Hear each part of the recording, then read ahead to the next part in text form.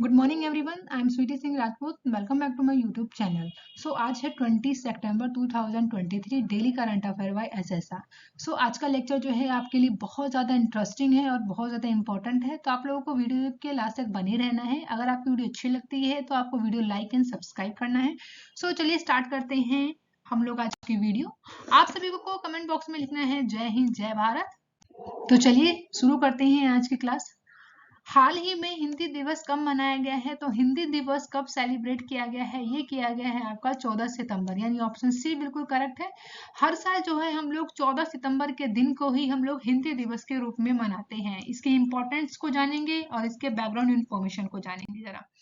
तो फर्स्ट को यहाँ पे हम लोग जानते हैं पॉइंट को। तो प्रत्येक वर्ष जो है हम लोग 10 जनवरी को तो विश्व भर में मनाया जाता है हिंदी दिवस, जो कि विश्व भर में विश्व हिंदी दिवस के रूप में मनाया जाता है। तो ये याद रखेगा, अंतरराष्ट्रीय स्तर पर मनाया जाता है हिंदी दिवस 10 जनवरी को। लेकिन हिंदी दिवस की बात करें अगर, जो कि सिर्फ भारत में मनाया जाता है, वो मनाया जाता है 14 सितंबर को भारत में और भारत के वासियों के द्वारा। वही बात करते हैं नेक्स्ट पॉइंट, जो कि विश्व हिंदी दिवस की जो थीम रही थी 2023 में, वो क्या है वो समझ लेते हैं एक बार। तो हिंदी को जनमत की भाषा बनाना और बगैर उनकी मातृभाषा की महत्ता को भूले, ये क्या थी? थीम थी विश्व हिंदी दिवस की। ओके, ये भी आपको याद रखना है।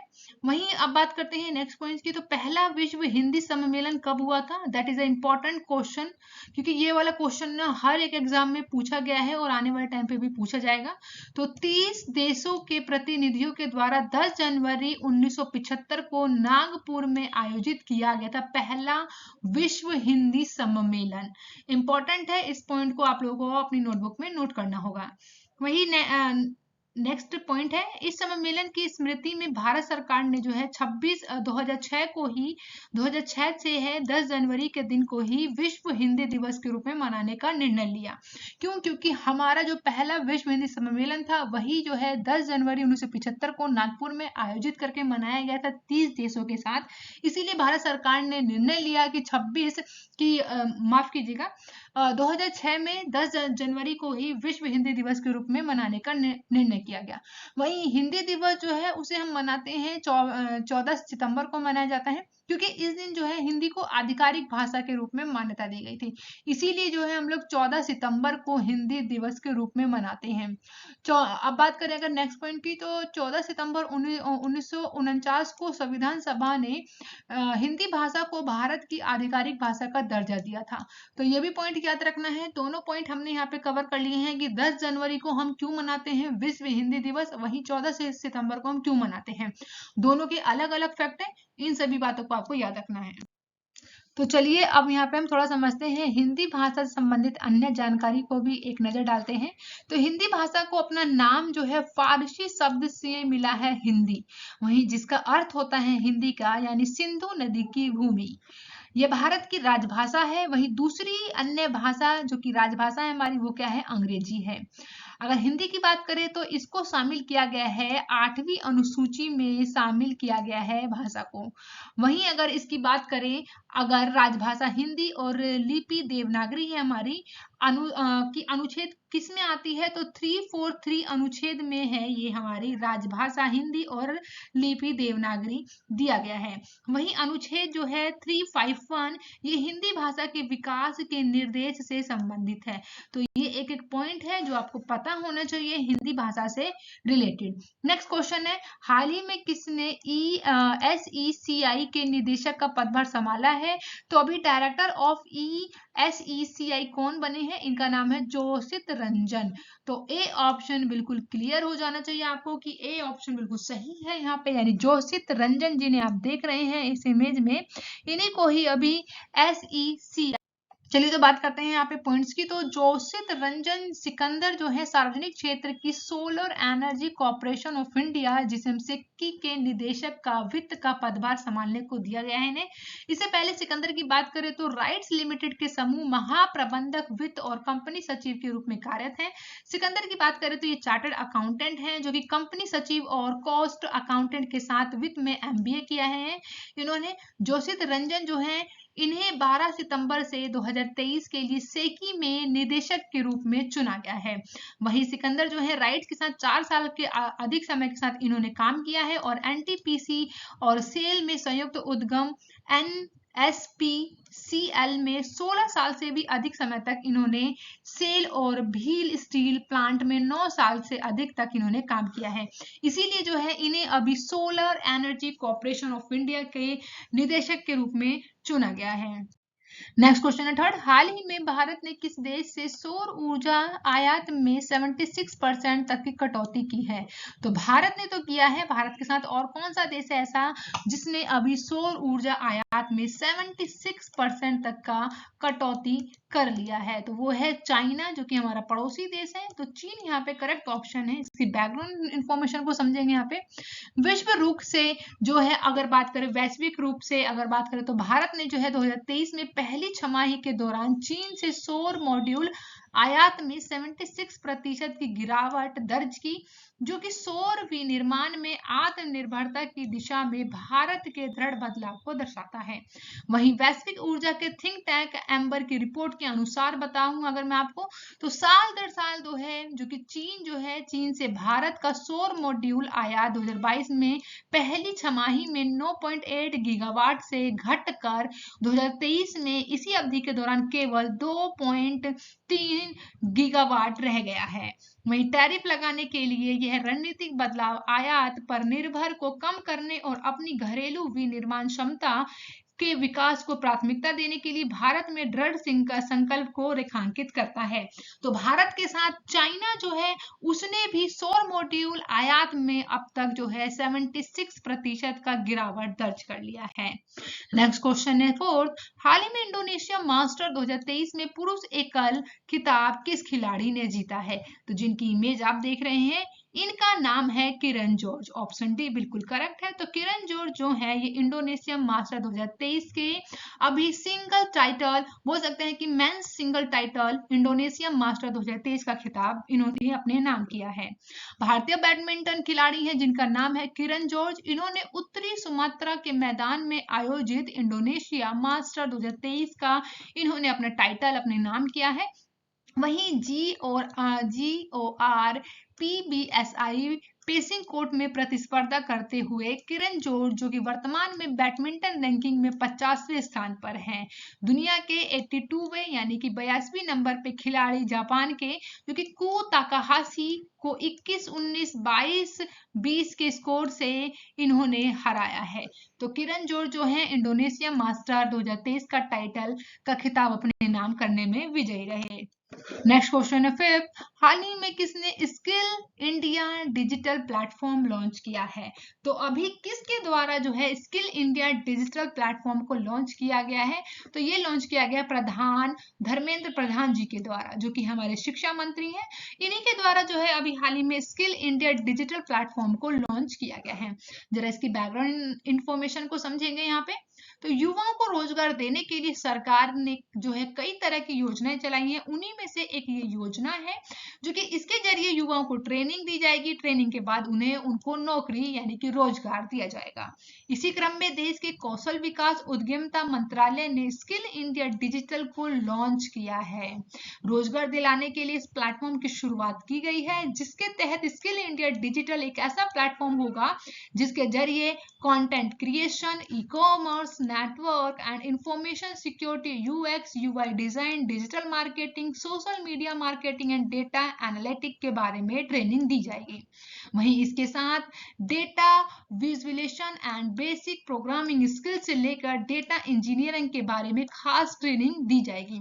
तो इंपॉर्टेंट है, स्किल इंडिया डिजिटल जो है किसके द्वारा भी लॉन्च किया गया है?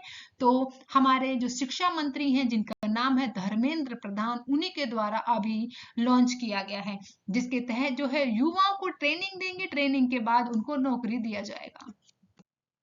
नेक्स्ट क्वेश्चन है 6, हाल ही में वित्तीय समावेशी के लिए वैश्विक भागीदारी बैठक कहाँ होगी? तो वित्तीय समावेशी के लिए वैश्विक भागीदारी को अभी आयोजित किया गया है, जो कि अभी चला है सितंबर 14 से लेकर 16 सितंबर 2023 तक मुंबई में। तो ऑप्शन सी बिल्कुल करेक्ट है यहाँ पे। तो मुंबई में अभी हाल ही में ग्लोबल पार्टनरशिप के लिए अभी 4th मीटिंग को अभी किया गया है, जो कि वैश्विक भागीदारी की बैठक रही है। नेक्स्ट क्वेश्चन है 7। हाल ही में किस राज्य सरकार के राज्यपाल ने सरपंच संवाद मोबाइल ऐप का अनावरण किया है? तो सरपंच संवाद मोबाइल ऐप किसके द्वारा अभी अनावरण किया गया है, किस राज्य सरकार के द्वारा? तो यहाँ पे करेक्ट ऑप्शन है ऑप्शन डी, असम राज्य सरकार के द्वारा। यहाँ हम लोग बैकग्राउंड इंफॉर्मेशन को समझेंगे। असम के राज्यपाल है जिनका नाम है गुलाब चंद कटारिया। इन्होंने राज्य भवन में क्वालिटी काउंसिल ऑफ इंडिया के द्वारा अभी विकसित सरपंच संवाद मोबाइल एप्लीकेशन का अनावरण किया है। भारत में लगभग जो कि 2.5 लाख सरपंचों यानी कि ग्राम प्रधानों को जोड़ने के लक्ष्य के साथ एक पहल के रूप में सरपंच संवाद की शुरुआत की गई है।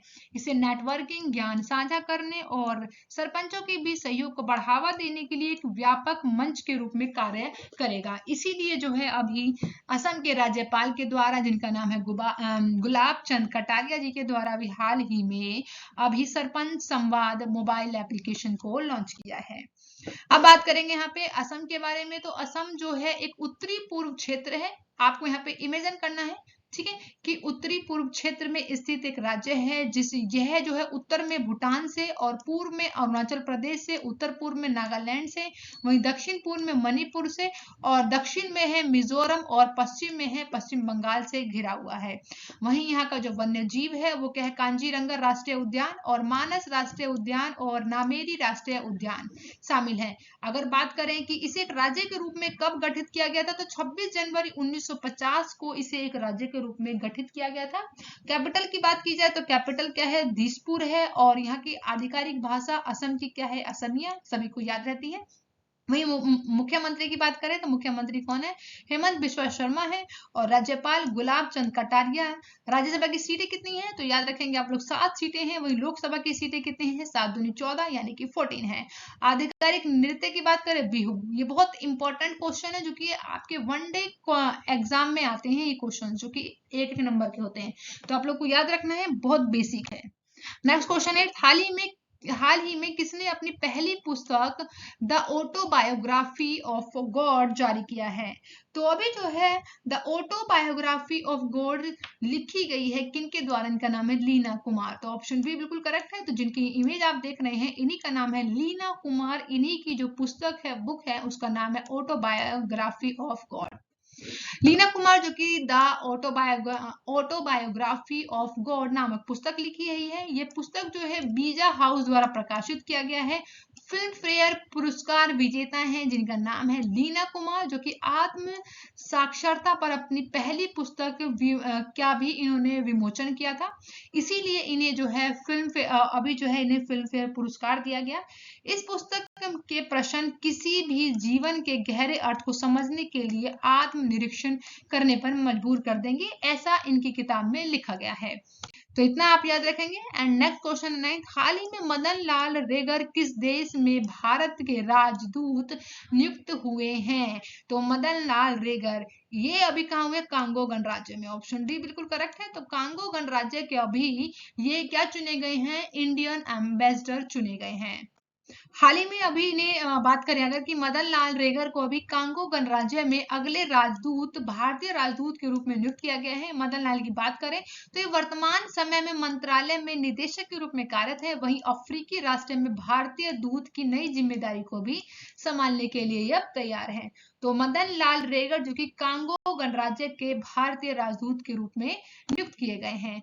एंड नेक्स्ट क्वेश्चन है 10, हाल ही में किस राज्य सरकार ने अभी अभिनेत्री नीता विशिष्ट को मनोरंजन नीति परिषद का अध्यक्ष नियुक्त किया है? तो किस राज्य सरकार के द्वारा किया गया है? तो ये हरियाणा राज्य सरकार के द्वारा अभी अभिनेत्री है जिनको अभी इमेज में देख रहे हैं, इनका नाम है नीता विशिष्ट। इन्हीं को अभी मनोरंजन नीति परिषद का अभी चेयरमैन चुना गया है। तो हरियाणा सरकार ने नीता विशिष्ट को मनोरंजन नीति परिषद का अध्यक्ष चुना है। जो कि बात करें अगर नीता वशिष्ठ की, जो कि हरियाणा फिल्म और मनोरंजन नीति के लिए गवर्नर काउंसिलिंग का नेतृत्व करने वाली है, करेंगी। और उनकी नियुक्ति जो है पिछले अध्यक्ष जिनका नाम है सतीश कौशिक के निधन होने के बाद किया गया है। तो आपको पीछे का भी याद रखना है कि इससे पहले कौन अध्यक्ष थे।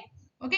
मीता विशिष्ट जो कि पुणे की मूल निवासी है, उन्होंने भारतीय मनोरंजन में अभी तक जो है लंबा और शानदार करियर को अभी तक किया है, निभाया है। उनका करियर जो है कई दशकों तक चला है। इसमें सिनेमा, टेलीविजन, थिएटर और अन्य सहित विभिन्न मनोरंजन के माध्यम से ये सभी को मनोरंजित करती रही हैं। उनके पास जो है एक व्यापक पोर्टफोलियो है जिसमें उन्होंने 43 यानी कि 43 फिल्में और कई टेलीविजन धारावाहिक, वेब सीरीज, वेब श्रृंखला और थिएटर प्रस्तुत किए कर चुकी हैं अब तक। उन्होंने जो है नेशनल स्कूल ऑफ ड्रामा यानी NSD, नेशनल इंस्टीट्यूट ऑफ